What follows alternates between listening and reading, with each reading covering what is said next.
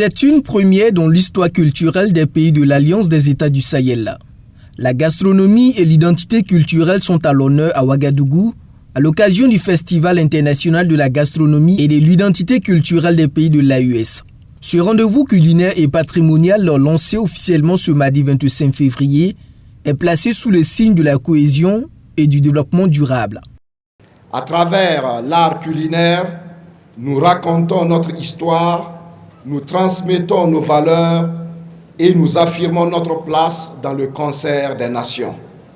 Le FIGIC AES incarne parfaitement notre engagement à promouvoir et à protéger nos traditions tout en les inscrivant dans la modernité. C'est sur ces mots que je déclare ouvert le Festival international de la gastronomie et de l'identité culturelle des pays de l'AES. Ce festival se veut une vitrine de valorisation des traditions culinaires et de consolidation de l'identité culturelle des pays de l'AES. Pour cette première édition, l'accent est mis sur la parenté à plaisanterie, un puissant levier de cohésion sociale afin de contribuer à l'apaisement du climat sécuritaire. Ce qui réunit les hommes, c'est la nourriture et sa culture. C'est pour ça que nous avons mis les deux ensemble. Mais pourquoi une particularité au niveau pour le choix de la parenté à plaisanterie? C'est parce que la parenté à plaisanterie est un outil de cohésion sociale. Et vu le contexte actuel, nous avons jugé bon de faire savoir à nos peuples qu'il y a cette parenté à plaisanterie. Parce que si nous maîtrisions le sens de la parenté à plaisanterie, il n'allait pas avoir d'historiorisme. Parce qu'on ne sait pas qui on attaque. Pourtant, entre parents à plaisanterie, c'est interdit formellement de s'attaquer. Le Festival international de la gastronomie et de l'identité culturelle des pays de l'AES est donc un espace d'union et de fraternité. C'est une initiative très louable, déjà parce qu'elle vient de nous. À la base, c'était juste une idée, ça a germé, ça a grandi. Et Dieu merci, aujourd'hui, nous voyons la concrétisation.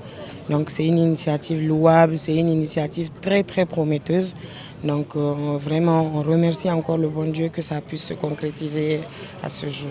Et derrière chaque diversité, il y a une spécialité de main derrière.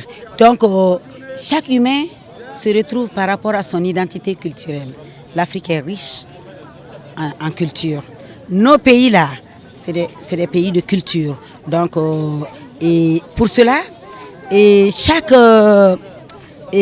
chaque culture, il y a des mains spécifiques. Les pays invités d'honneur sont le Ghana et le Tchad qui n'entendent pas faire de la figuration.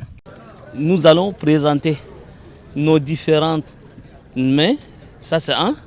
2, qu'est-ce que chacun développe chez lui.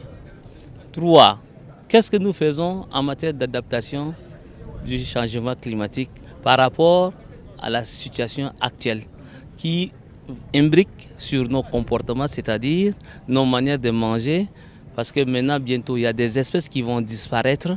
Or, nous en avons l'habitude et on ne les aura pas. Pour cette première édition, la chefferie traditionnelle est associée, cela afin d'apporter son soutien à l'initiative qu'elle qualifie de noble au regard de son impact. Ils associent finalement, en tout cas, les autorités traditionnelles. Cela est très important. Et je dis également aussi qu'on ne peut rendre gloire à Dieu, les manes de nos ancêtres, pour nous avoir éclairé maintenant nos yeux. Dans tous les cas, on dit qu'il n'est jamais tard de bien faire. Et ça, c'est une belle initiative et qui nous a permis de comprendre que nous avons une identité culturelle. Pendant 4 jours, le Siao vibre au rythme des saveurs et des traditions des pays de l'AES.